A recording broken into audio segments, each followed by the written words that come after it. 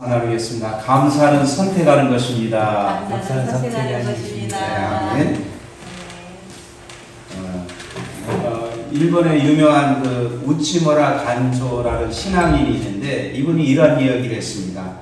하나님께서 우리를 저주하신다면 질병이나 실패로 우리를 저주하지 아니하실 것이다. 생명의 말씀을 듣고서도 그 말씀을 거부했던 막힌 귀로 놀라운 하나님의 역사를 보았으면서도 하나님을 믿지 못하는 불신앙으로 많은 하나님의 은혜 속에 살면서도 감사하는 마음이 일어나지 않는 메마른 심령으로 저주할 것이다. 그러니까 하나님의 저주는 뭐 질병을 주거나 어떤 실패를 주는 게 아니라 하나님의 그 놀라운 은혜를 받고도 감사하는 마음이 없는 사람, 하나님의 사랑을 받으면서도 감사가 없는 메마른 그것이 저주받은 마음이라는 거죠. 참 어떻게 보면은 의미심장한 말이죠. 우리는 어떤 사람이 실패하고 질병이 들면 하나님의 은혜를 못 받는 사람 이렇게 생각할 수 있지만 그게 아니라 진짜 구원받고도 그 구원의 감격을 못 누리고 산다면은 그게 저주받은 마음이라는 것이죠. 사랑하는 성도 여러분, 일생 중 우리가 가장 감사할 때가 언제라고 생각합니까? 우리가 돈을 벌면 감사할 수 있겠습니까? 그러면 우리가 돈이 있었을 때는 어떻게 했습니까? 지금 내가 당하고 있는 그 문제가 해결되면 감사하고 우리가 행복할 수 있습니까? 그렇다면 우리가 건강하고 또 행복한 순간에는 진짜로 얼마나 우리가 감사했습니까? 예. 그러니까 감사하는 것, 우리가 하나님을 높이는 것은 언제나 오늘이고 지금이라는 거죠. 예, 지금 내가 감사하고 지금 내가 주님께 영광을 돌려야 된다는 거죠. 오늘 저희가 드리고 있는 미국 추수감사절이 어떻게 시작되었습니까? 1600년 당시에 영국은 국교에 영국의 국교가 성공회라는 이 국교에 있는데 여기에는 진짜 신앙을 순수하게 믿고 하나님 말씀으로 쫓아가는 그게 아니라 그냥 형식적이고 종교적인 리추얼, 의식이 많은 그런 거예요. 그래서 정말 생명력이 없는 신앙생활이었죠. 그런데 거기에 진짜 하나님의 말씀을 그대로 순종하고 살고자 하는 사람들을 그런 사람들이 박해했다는 거죠. 왜냐하면 메인이 아니니까. 그래서 그런 사람들이 신앙의 자유가 없는 거예요. 자기들은 마음껏 하나님을 예배하고 찬송하고 기도하고 싶은데도 그렇게 못하게 하는 거죠. 예배가 죽어있고 살아있지 못하고. 그래서 그런 사람들이 모여가지고 정말 이 말씀대로 우리가 순종하며 따르고 싶다 그래가지고 그런 사람들을 퓨리탄, 청교도라고 그랬습니다. 퓨리탄, 순수하다는 거죠. 신앙, 진짜. 그래서 그 사람들이 영국에서는 이 신앙의 박해 때문에 도저히 안 되겠다 해가지고 네덜란드로 피신을 가요. 그 사람들이. 그래가지고 거기서 그것을 사는데도 너무나 힘든 거예요. 이 종교 프로테스탄트죠. 그러니까 그 당시에도 무엇입니까? 로마 캐톨릭이 주류죠. 개신교는 소수예요. 그러니까 로마 캐톨릭은 거대한 이 유럽에 지배를 하고 있는 종교죠. 그러나 그 신앙은 죽어있고 생명이 없는 거죠. 근데 지금 개신교도 그렇게 돌아봐야 돼요. 마치 우리가 캐톨릭에 나올 때 우리는 대단한 그런 신앙인으로 나왔다고 생각하지만 지금 개신교도 똑같이 어쩌면 석화돼서 그런 모습일지 모른다는 거죠. 하여간에 그런 청교도들이 신앙의 자유를 위해서 11년 동안 네덜란드에서 돈을 모아요. 그들이 열심히 일해가지고 돈을 모아가지고 배를 하나 삽니다. 그것도 큰 배가 아니라 작은 배를. 그래서 그 배의 이름을 메이플라워라고 이름을 짓죠. 예. 그래서 1620년 9월 29일 영국의 그 청교도들이 신앙의 자유를 찾아서 총 101명이 72명은 남자고 여자는 29명인데 영국의 메이플라워를 타고 이 호리어스 항을 떠납니다. 그래서 2개월이 넘는 그 항해 끝에 1620년 11월 9일에 동부에 있는 매사추세츠 케이프 카드만에 도착을 합니다. 이 청교도들이 뭐 그전에도 미국 이민 온 사람들이 있었지만 미국을 거의 초창기에 이 신앙인들이 온 거예요. 그래서 그 매사추세츠 언덕에다가 신앙의 그 나라를 세워보겠다는 이 일념 하나로 미국으로 온 거예요. 그런데 이 첫해 그들이 동부에 도착했을 때는 엄청난 추위와 굶주림 그리고 인디언들의 습격을 받아서 겨울에 거의 반 이상이 괴열병, 폐렴 등에 걸려서 다 죽어요. 반 이상이 죽어갑니다. 이미 그래서 그 질병으로 가족들을 거기에 묻는데 그래서 이제 거기에 있는 지도자들이 뭡니까? 추수일을 앞두고 그런 제안하죠. 우리가 금식을 하면서 선포하고 우리가 하나님 앞에 예배를 드립시다. 그러니까 그때 한 농부가 지도자에게 이렇게 건의를 해요. 작년 이맘때도 우리가 금식 기도를 했었는데 하나님이 기뻐하셨습니다. 우리의 고통과 아픔을 주님 앞에 아릴 수 있다고 하는 것은 우리의 기쁨이요 주님이 분명히 기뻐할 일입니다. 그러나 우리가 곰곰이 생각해 보면 이런 것들 가운데도 소중한 것을 얻었고 아직도 많은 것이 우리에게 남아 있습니다. 그래서 우리가 하나님 앞에 울 것이 아니라 금식은 우는 거잖아요. 울 것이 아니라 우리가 감사하고 찬양하는 것을 하나님이 더 기뻐하지 않겠습니까? 그러면서 그 절망적인 순간에 감사 주간을 선포한 거예요. 그게 추수감사주일의 유래가 된 거예요. 생각해 보세요. 그 메이플라를 타고 종교의 신앙의 박해를 피해서 미국에서 정말 하나님 나라를 건설해 보겠다고 그들이 찾아왔는데 반 이상이 죽어간 거예요. 질병과 추위 속에서. 그게 얼마나 절망적이겠어요. 그런데 그 기간에 우리가 금식하고 선포하는 게 아니라 오히려 감사하고 찬양합시다. 이걸 제안했던 거죠. 그래서 그걸 받아들여 가지고 이 세계교회의 추수감사주일이 시작이 된 것이죠. 여러분, 이 감사주일은 그래서 풍성한 나라 땅을 쌓아놓고 산의 진미를 이렇게 쌓아놓고 그렇게 드려졌던 예배가 아니라는 것이죠. 이 추수감사주일은 고난과 고통 중에 감사한 거예요. 네. 위기 가운데 찬송을 하는 것이죠. 여러분, 우리 그리스도인들이 이처럼 우리 그리스도인들의 삶은 어떤 삶입니까? 예수 믿는 사람들의 삶은 역설적인 그런 삶이란 거예요. 저와 여러분의 그 신앙을 한마디로 얘기하냐면 어떤 거냐면은 그럼에도 불구하고 예수 믿는 사람들의 신앙을 한마디로 얘기하자면 어떤 신앙이냐면은 그럼에도 불구하고예요. 나는 행복하기 때문에 하나님 찬양합니다. 나는 건강하기 때문에 하나님을 찬양합니다. 그게 아니라 내가 건강이 안 좋지만 그럼에도 내가 손이 없으면 발로 하나님을 찬양하고 어떤 부흥회 때 어떤 사람이 가슴을 치더래요. 그래서 그 찬양을 한대. 그래서 왜 저 사람은 부흥사가 다른 사람은 이렇게 박수를 치는데 근데 한 사람 가슴을 두드리니까 아니 저 사람이 다른 사람들은 기뻐가지고 찬송을 하고 박수 치는데 가슴을 치니까 아니 왜 저 사람은 이 찬양할 때 이렇게 가슴을 쳐 했더니 나중에 알고 봤더니 한 손이 없는 거예요. 한 손이.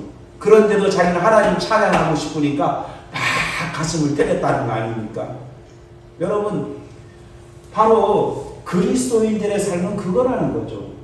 최악의 환경 속에서도 하나님을 높이고 찬양하고 감사를 드릴 수 있는 게 이게 거듭난 그리스도인의 삶이라는 거죠. 오늘 본문에 나오는 하박국은 어떤 사람입니까? 고통의 시대를 살던 사람이죠. 나라가 외적의 침입을 받았고 질병이 온 나라에 퍼져 있고 농사를 지어 놓으면 강대국들이 와서 다 빼앗아 가는 거예요. 아내가 끌려가고 젊은이들이 끌려가고 어린아이들이 길거리에 비참하게 죽어서 평개쳐 있는 이런 처참한 모습이 그런 모습을 지켜보던 선지자입니다.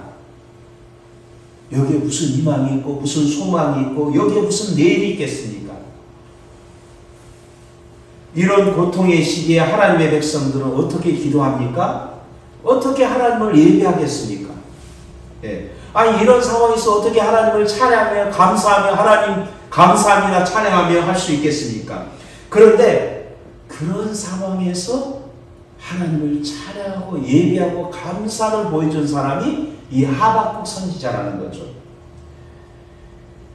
그래서 하박국 선지자가 보여준 그리스도인의 영원한 삶의 모토가 무엇이냐면은 신앙인은 어떤 환경 속에서도 감사하는 사람이고 어떤 환경 속에서도 찬양하는 사람이고 어떤 환경 속에서도 나의 의는 믿음으로 사는 거예요. 믿음으로.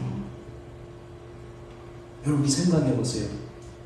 하나님이 저와 여러분을 받아주는 한 가지 근거가 뭘까요?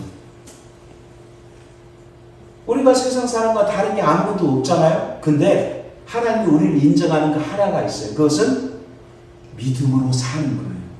눈에 보이지 않고 귀에 들리지 않는 그 하나님을 어떤 환경과 상황 속에서 저는 믿고 따라가는 거죠. 그걸 주님이 귀하게 보시는 거예요. 아멘. 이 하박국이라는 뜻은 뭐냐면은 포옹하다, 껴안다 그런 뜻이에요. 포옹하다, 껴안는다. 많은 사람들은 문제가 있을 때마다 원망하고 어려움이 있을 때마다 불평하잖아요. 그러나 하박국은 원망과 불평 대신에 그 문제를 껴안았다는 것. 문제로부터 도피하고 회피하는 것이 아니라 그 문제를 부둥켜 안고 주님 앞으로 나아갔다는 것입니다. 여러분, 우리 그리스도인들은 자칫 잘못하면은 신앙이라는 게 현실 도필적인 것으로 생각할 수 있잖아요. 아유, 내 현실은 보니까 너무 암담해.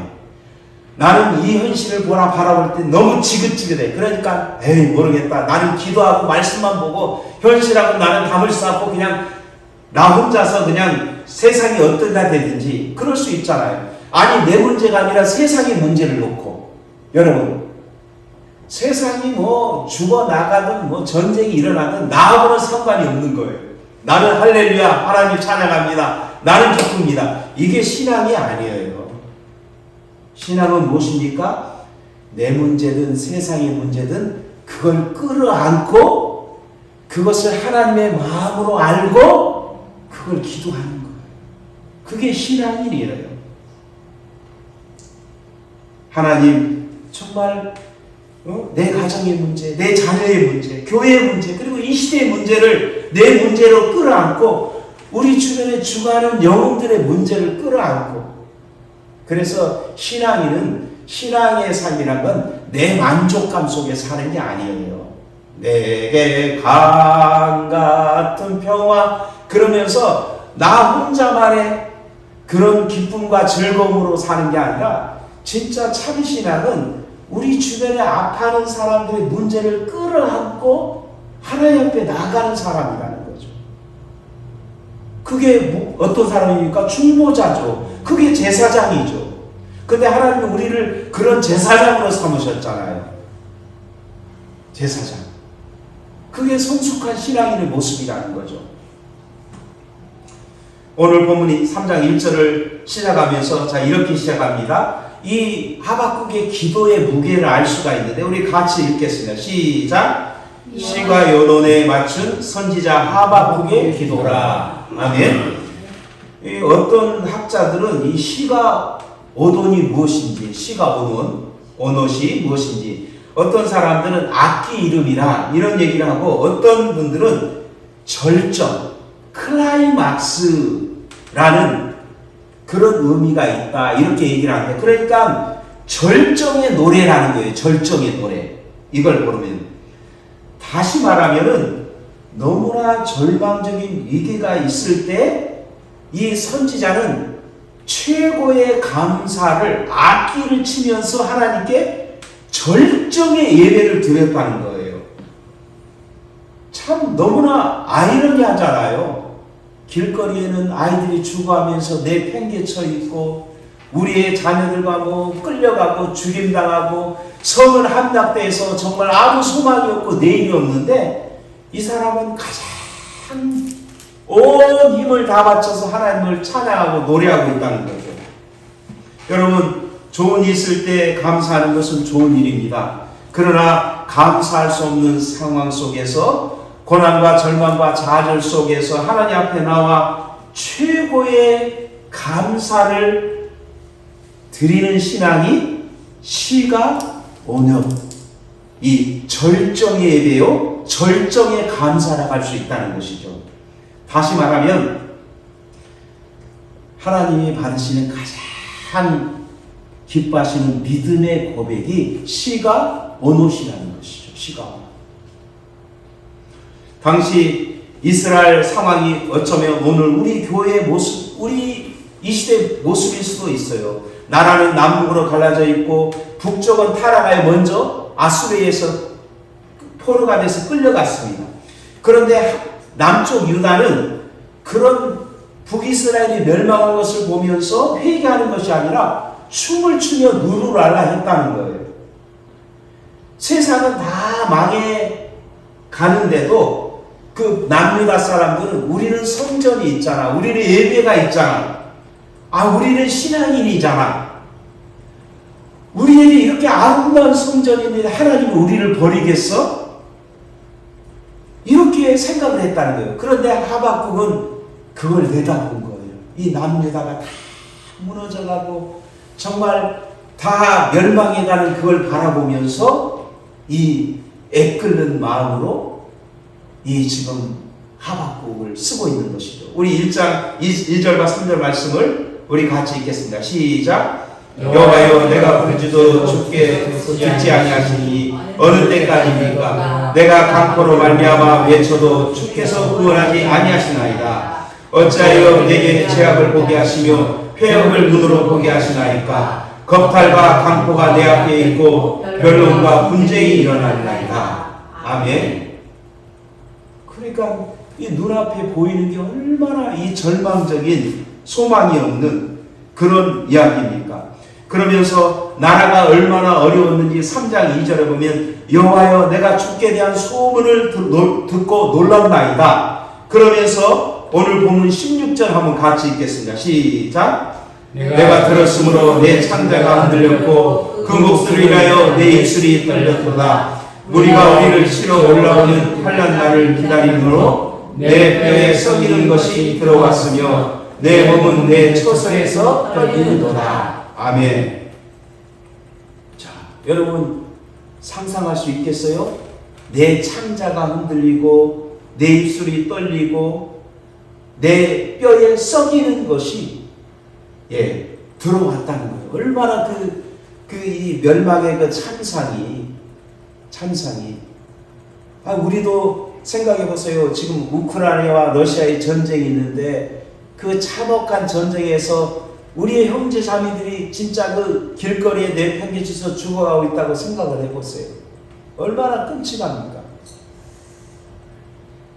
근데 그는 계속해서 이런 고백을 합니다. 우리 17절을 읽겠습니다. 시작. 비록 무화과나무가 무성치 못하며 포도나무에 열매가 없으며 감람나무에 소출이 없으며 밭에 식물이 없으며 우리의 양이 없으며 외양간에 소가 없을지라도 아멘. 6가지가 없다고 얘기를 해요. 우리식으로 표현하면 이런 표현이에요. 쌀뜨게 쌀이 떨어지고 옷장에는 옷 한 벌 없고 회사는 부도가 났고 학교 성적은 꼴등이고 돈은 바닥이 났고 그런데 나는 하나님께 감사한다. 여러분, 풍부하고 모든 것이 갖춰져 있으면은 뭐 누군들 감사 못하겠어요. 누구들 하나님 살아계신 하나님이다 이러면서 누군들 못하겠어요. 하나님이 내 인생을 진짜 뭐 축복해서 내가 하는 것마다 다 잘 되고 내 마음에 평강이 넘친다면 누군들 하나님께 감사합니다, 하나님 감사합니다 이러지 못하겠습니까? 그런데 정말 이거 뭡니까? 모든 게 없다는 거예요. nothing. 아무것도 없다는 거예요 이제. 그런데도 18절의 고백이 뭐냐면은 나는 여호와로 말미암아 즐거하며 나의 구원의 하나님으로 말미암아 기뻐하리로다. 예. 이 사람이 즐거워하고 이 사람이 기뻐하는 근거가 무엇입니까? 나의 여호와, 나의 구원의 하나님으로. 예. 예, 세상의 구원의 하나님, 세상의 하나님이 아니라 나의 구원의 하나님이에요. 아멘? 예. 윌리엄 노라는 목사님이 계십니다. 영국의 목사님인데 그분이 오늘 본문을 풀이하기를 이렇게 얘기합니다. 최고의 승자는 자선을 많이 베푼 사람이 아니라, 최고의 승자는 금식을 오랫동안 한 사람이 아니라 어려운 환경 속에서도 범사에 감사하며 살았던 사람이 최고의 승자다. 아멘. 여러분, 하나님이 우리 인생을 다 테스트하는 거예요.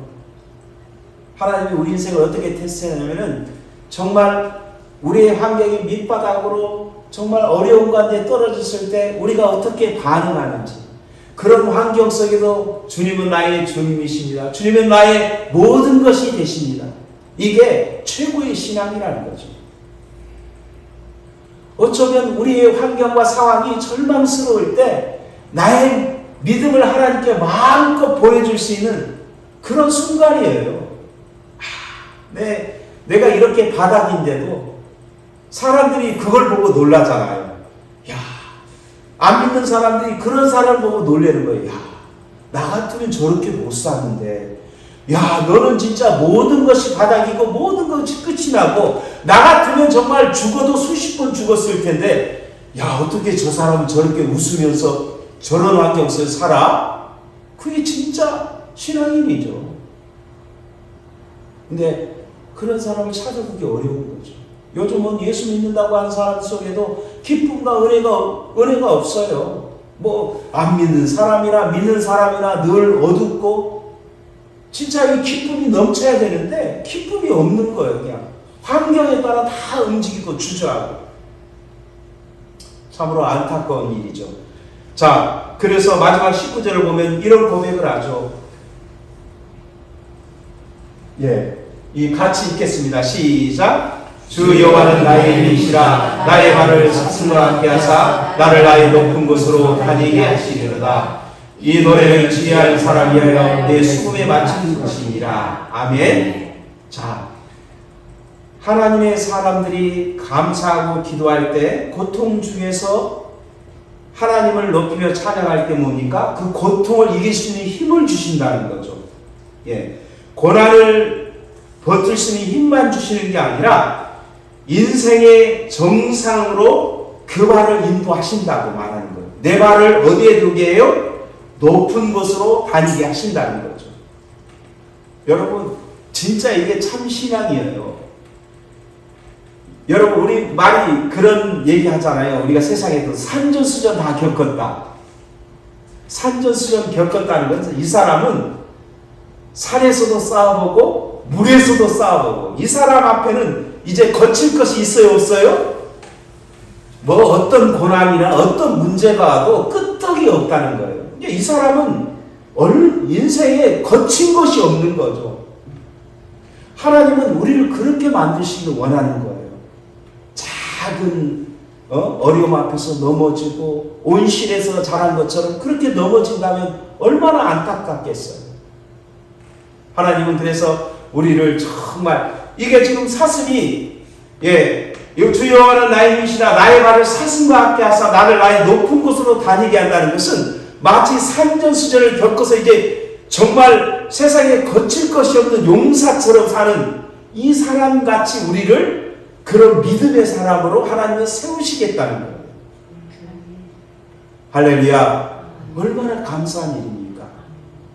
제가 전에도 한번 말씀드린 적이 있는데, 제가 공군 그 비행 원래는 광주에 있는 1전투 비행단에 있었는데요. 그래서 이제 나중에 청주에 있는 29 전술개발본부로 발령을 받았는데, 광주에 있었을 때 어떤 일이 있었냐면은, 뭐 그날은 이 여름인데도 막 번개가 치고 엄청난 폭우가 온다는 거죠. 태풍이 온다는 거예요. 여름에 한국에는 폭풍이 오잖아요.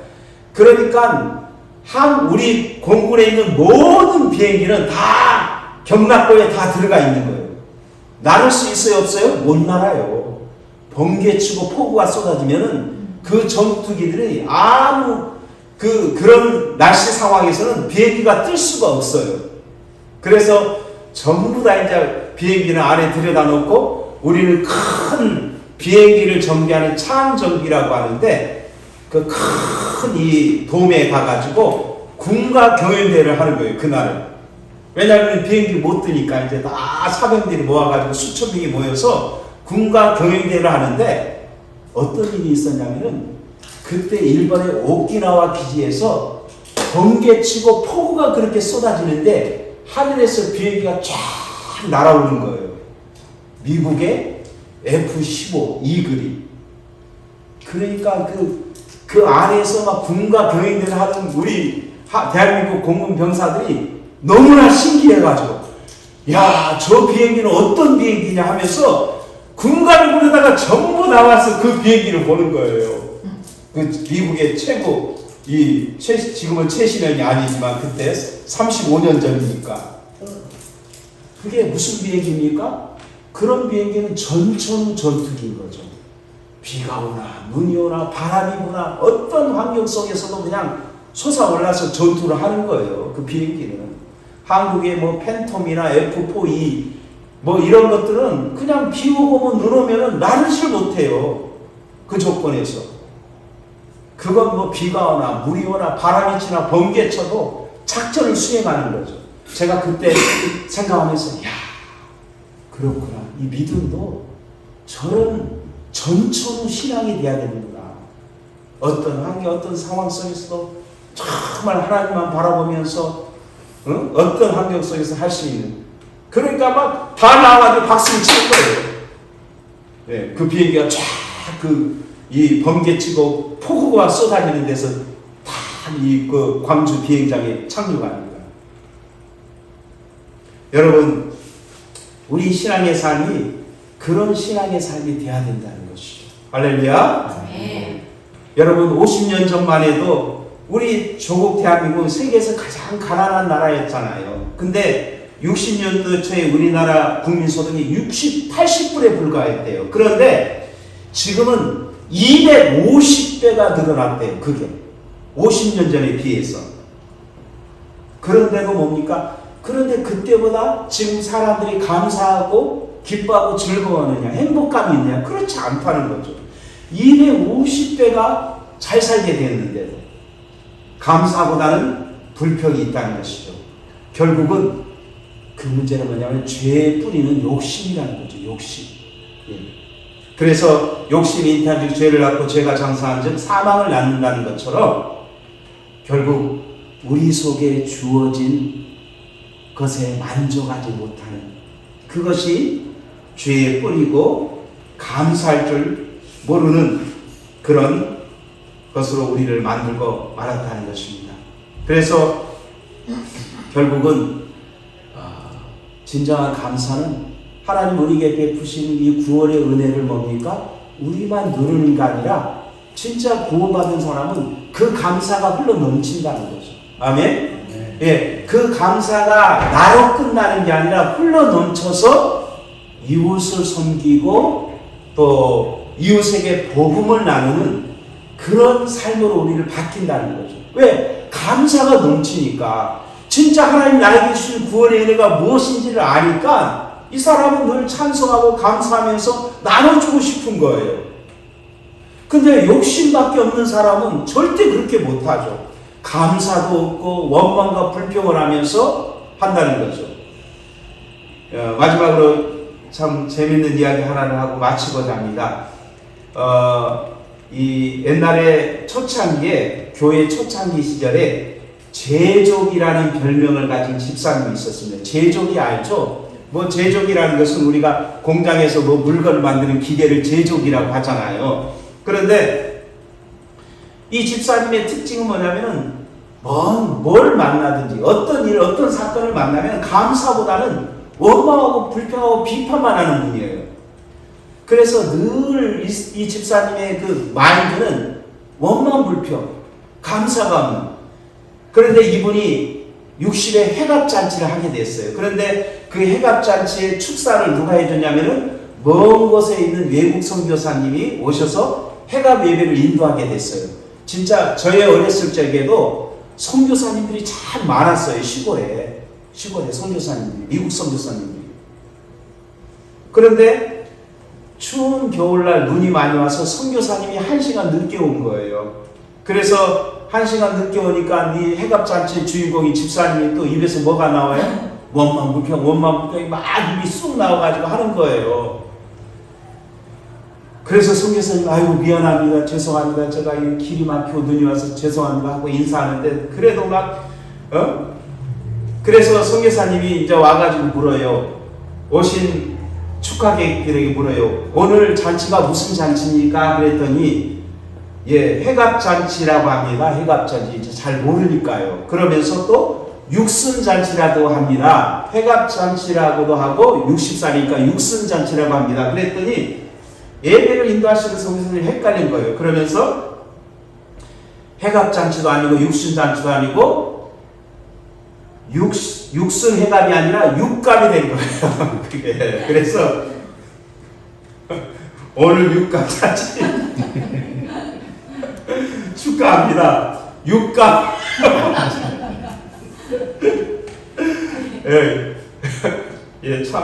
육갑잔치 축하합니다. 육갑 마시셨는데 이렇게 예배를 인도하신 거예요. 선교사님이. 사람들이 식사하면서 이 우성스러운 말이 아이고 육갑 떨더니 오늘 육갑 잡지 않나 이렇게 된 거죠. 그래서 그 집사님이 그 이야기를 듣고서 그동안 자신의 삶을 돌아본 거예요.